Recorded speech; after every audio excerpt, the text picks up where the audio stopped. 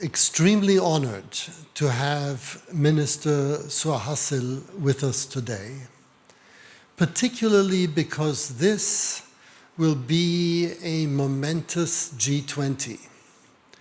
There are certain times in history when the world is in tumult.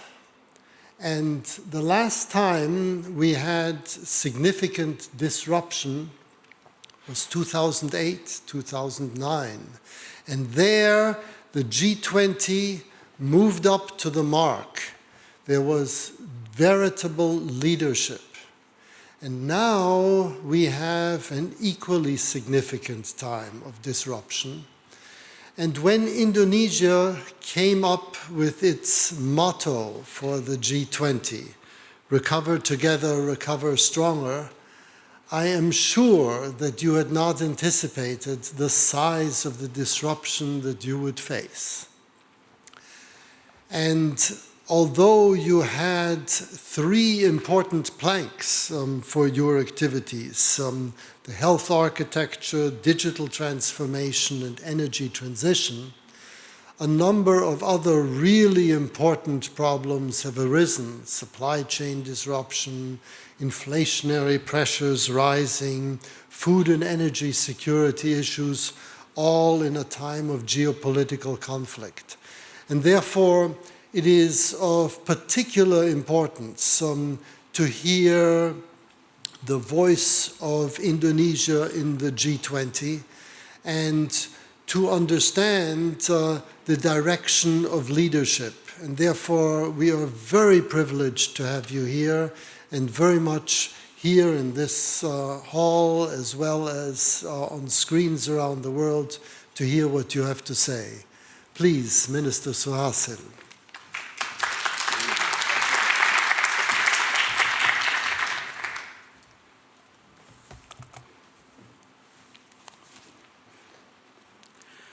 Thank you, Dennis.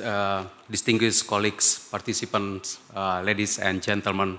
First of all, I would like to convey my sincere gratitude for inviting Indonesia to come on this stage on the Global Solution Summit. We are very honored that the Global Solution Summit and Germany is now the chair of the G7. Invited us to come to talk about the Indonesian presidency on the G20. And as you rightly said, Dennis, this is a very difficult time. In the last 2 years, we were in this pandemic. We are still in this pandemic. I'm very happy that I arrived in Germany and then see people, we are moving toward an endemic situation. It's encouraging. We still use masks in the room, but we are quite relaxed outdoor. Is the way to go from the pandemic to the endemic situation. We also know 2 years ago, the way toward the endemic situation will be also about, on the demand side, there will be a pent-up demand. Demand will increase. But then on the supply side, the last 2 years was supply disruption. Those two things in itself is going to increase prices. Inflation is well anticipated. Now, inflation out of the common, the usual goods, inflation out of the commodity prices is well anticipated. And then all of a sudden we get into the geopolitical tensions, which is put another push toward the energy prices, the global financial sector, and so on. And Indonesia comes into the G20 presidency in this situation. So what is the logic? What is the logic? Ladies and gentlemen, as Dennis said earlier, our theme for the Indonesian presidency of the G20 is recover together, recover stronger. This is, of course, we know that we are in the recovery period. And we use these three pillars: increasing the productivity, strengthening the resilience and stability, and ensuring sustainable and inclusive growth. Recovery should be a recovery for all. It is not only for the recovery, only for the able. It is true in the international forum, it is in the international world, it is also true in each of the country setting. Indonesia is a very diverse country. We have 270 million people, and we have 3 time zones in the country. 60% of the population is in the island of Java, 60%. 20% of the population is in another big island, which is called Sumatra. And the remaining 20% are spread very thin through the rest of the archipelago. But we have to recover together in Indonesia. We believe that the world also has to be in that sense. We have to recover together. In that sense, health issues, and health is one thing that is very important in Indonesia's presidency. The link between finance and health is very important. We are not going to heal by ourselves if we let some parts of our community is still untouched. We have to recover together out of this pandemic. In Indonesia right now, we do our best to make sure the availability of vaccines throughout the archipelago. And then it's not that easy to vaccinate. Our target is very big, about 120 million people to be vaccinated out of the 270 million. That was last year. Right now, we are happy that 90% of Indonesian population are eligible, already been vaccinated. We have to recover this together. We're still importing the vaccine. That is okay. But we are also working toward the domestic ability to produce the vaccine. We do our best, and it is very important that we continue on this journey together with the international community. We are also we put the strong emphasis on the digital economic transformation. G20 has already proved their ability as a global platform for consensus. In the past, the multilateral instrument, the base erosion profit shifting initiatives are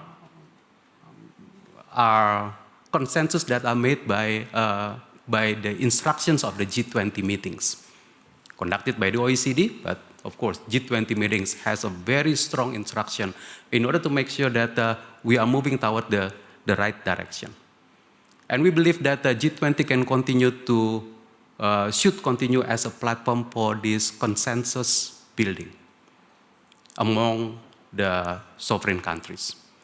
And that is why Indonesia will continue to support the international taxation initiatives, the Pillar 1, Pillar 2, and we would like to make sure that it continues.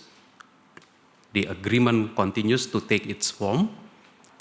It will continue to be agreed in due time as discussed.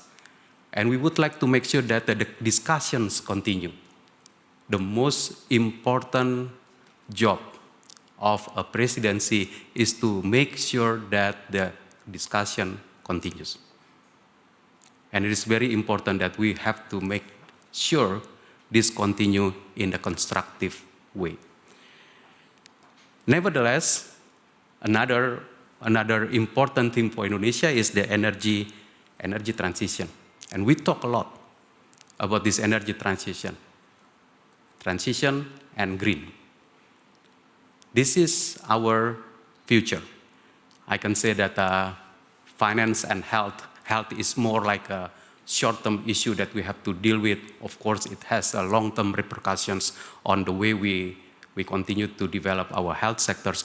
But for a country like Indonesia, for a country and we are, of course, in the G20, energy transition start to come into our vocabulary, our dreams, and our objective and our goals. It is not going to be easy.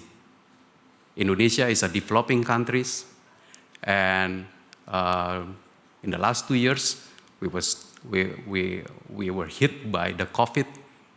Right now, we are in the electricity surplus country, but that will not stop Indonesia from talking about energy transition.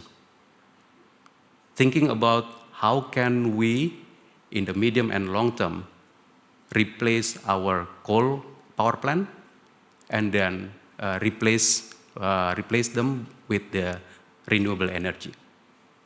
It is going to be tough, but I believe that the international community should be aware about challenges that we face, and together we can discuss about what is the best way to make sure that it can happen in the next decades, 1, 2, 3 decades ahead of us. So, ladies and gentlemen, that we do expect that there will be tangible, substantive outcomes and concrete deliverables of our presidency. And in due time, our presidency can hand over the agendas that are important for all of us, the ones that were discussed very thoroughly, and we will hand it over to the next presidency for the next round of ideas, next rounds of deliberations. And I'm very grateful with the Global Solutions who remain to be as a part of the T7, supporting our T20 in bringing new ideas, bringing up new ideas to the forum. We need that, and we will continue the discussion. We would like to make sure our presidency continue with the discussions about agendas that are important to the world. Let me stop here. Once again, appreciate a lot the chance to speak before you all. Thank you very much.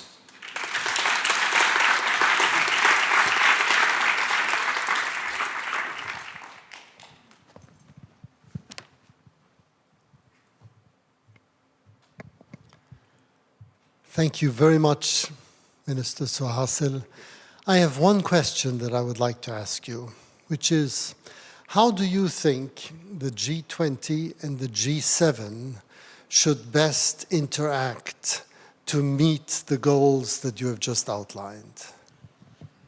Thank you, Dennis. I believe that the T20 has a number of rounds of meetings. G7 and the think tanks 7 are really about the G7 perspectives, way of thinking that at some point need to be communicated at the think tank level, data-driven, with the understanding research-based for policy-making process. So I believe that those logics should be communicated well. When the T7 are being in the discussion with in the context of T20, I believe that new perspectives will emerge from the developing countries within the G20. And that will be a good platform for the exchange of ideas. And I'm looking forward to that.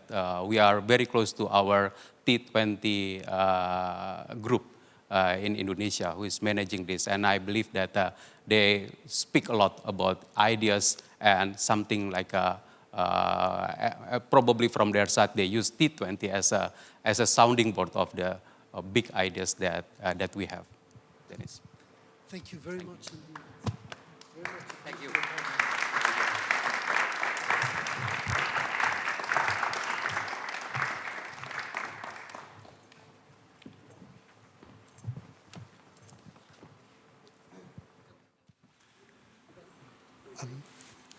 I would just like to announce a quick video message from the Deputy Secretary General of the UN to Global Solutions, Dr. Amina Mohammed.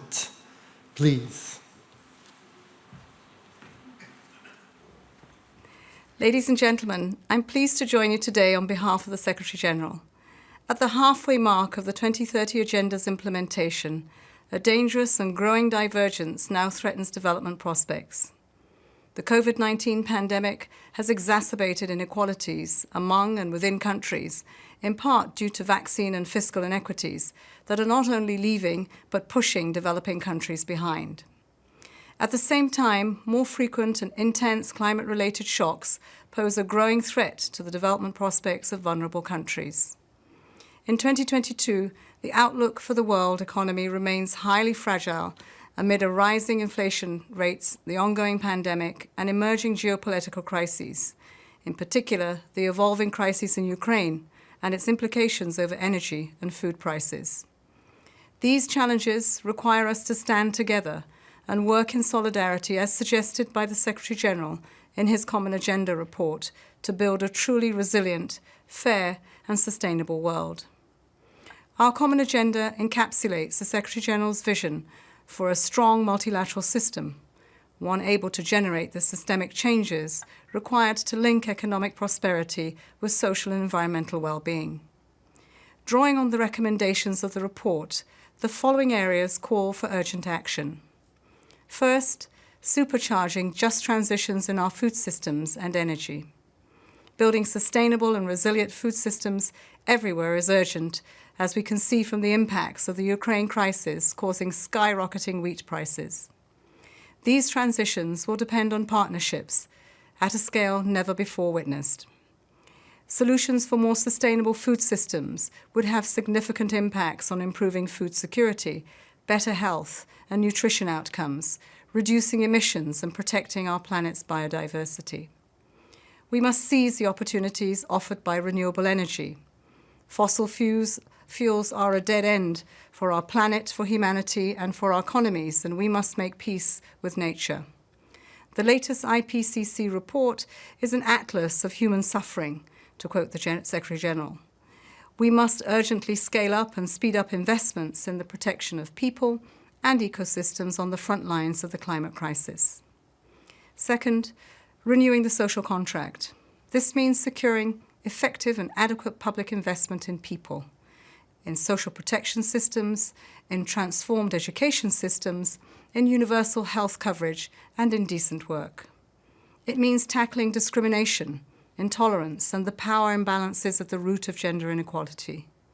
And it means strengthening public institutions and boosting public participation for all segments of the society, and especially our young people. Third, reforming the global financial system.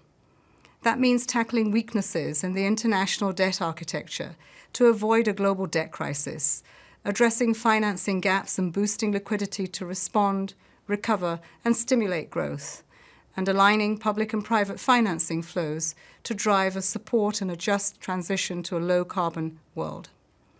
Only by taking action simultaneously across all of these areas of work can we bring about the balance between economy, society, and environment that is at the very core of the 2030 Agenda.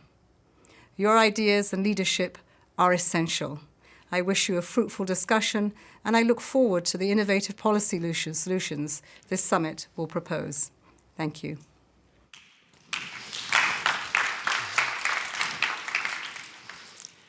Thank you for the opening, Dennis Noah, Suahasil Nazara, and also Amina Mohammed. It's an honor to have all of you with us and you setting the tone for the second day of the Global Solutions Summit.